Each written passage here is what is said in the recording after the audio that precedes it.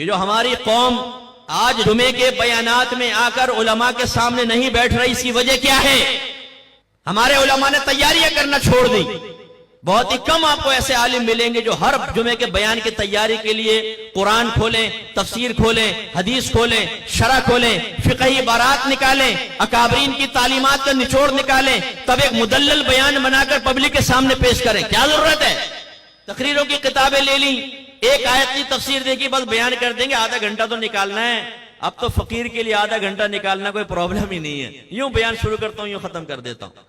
25 سال سے قوم سامنے بیٹھی ہوئی ہے، لوگوں کو ایک مسئلہ سیکھنے کا موقع نہیں مل رہا ہے۔ لڑکے لڑکیاں بازی کر رہے ہیں، زنا کر رہے ہیں، حرام کر رہے ہیں، لڑکیاں لڑکوں سے دوستیاں کر رہی ہیں، اپنے ماں باپ کی، اپنے بھائیوں کی گردن شرم سے جھکانے کے لیے گندی حرکتیں کر رہی ہیں۔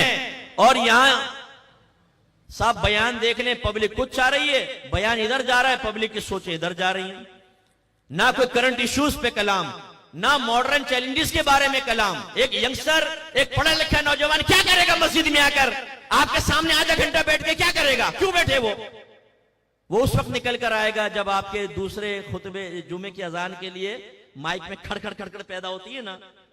یہ مخصوص اور بڑی محبوب سی آواز نوجوانوں نے یہاں اپنی میموری میں فٹ کر رکھی ہے۔ اوہ جمعے کا ٹائم ہو گیا، بھاگ کے بس پہنچ جاتے ہیں، نماز پڑھی، پھر اس کے بعد وہ سنن نوافل نہیں پڑھتے۔ آپ دیکھیں جمعے کی نماز ختم ہوتی ہے، ہمارے نوجوانوں کو رش جوتیوں پہ زیادہ نظر آئے گا، جیسے 5-5 ہزار کے نوٹ بانٹ رہے ہیں۔ کیوں بھاگتے ہیں وہ؟ ہم نے بیزار کیا ہے انہیں، علماء نے بیزار کیا ہے، ہمارے جمعے کی نمازیں پڑھانے والوں نے قوم کو بیزار کیا ہے دین سے۔ جب ایک نوجوان کی ریکوائرمنٹ ہی پوری نہیں ہوگی، وہ کیوں آگے آگے آپ کے سامنے بیٹھے گا؟ ہم نے ایک لسٹ بنائی ہے کہ آج کل نوجوانوں کے یہ مسائل ہیں۔ مسائل کیا ہیں؟ اس کے اسباب کیا ہیں؟ اس کا حل کیا ہے؟ حل پہ استقامت کیسے ملے گی؟ کی ہے ہم نے تیاری؟ کیوں آئے گی قوم ہمارے پاس؟ پھر ہمارا شکوہ، پتہ نہیں یہ قوم آج کل علماء کو چھوڑ چکی ہے۔ اب دیکھو علماء کی قدر نہیں رہی، قدر کی نہیں جاتی، قدر کروائی جاتی ہے۔ آپ نے اپنی قدر کروانے کے لیے کیا کیا یہ بتائیے۔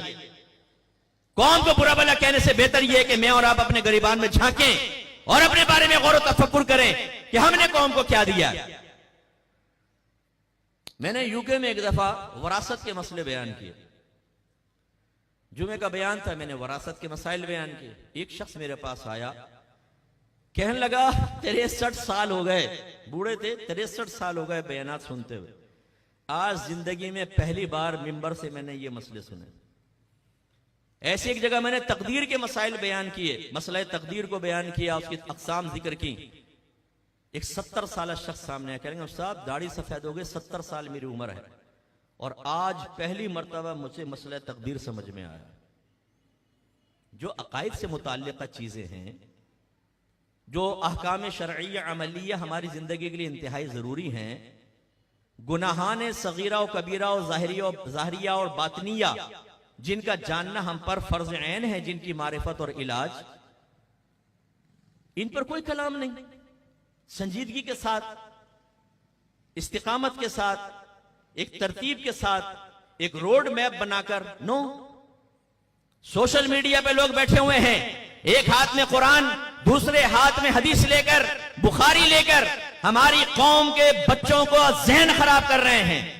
لیکن ہیں ہم یہ ذہن بنائیں یار اس چیلنج کا میں مقابلہ کروں گا، نہیں، بھاڑ بھیجا۔ کھانے پینے سے فرصت ملے، دوستیاں نبھانے سے فرصت ملے، بیوی بچوں کے لاڈ اٹھانے سے فرصت ملے تو نبی کریم کے دین کو بھی دیکھ لیا جائے گا۔ لوگ تباہ ہو رہے ہونے دو، ہمیں کیا ضرورت؟ غلط۔ اگر ہم صاحب علم حضرات ہی ان چیزوں کا رد نہیں کریں گے، اپنی قوم کو اس لعنت اور اس خطرے سے نہیں بچائیں گے، میں یقین سے کہتا ہوں آپ کی آنے والی نسلیں بھی نہیں بچیں گی۔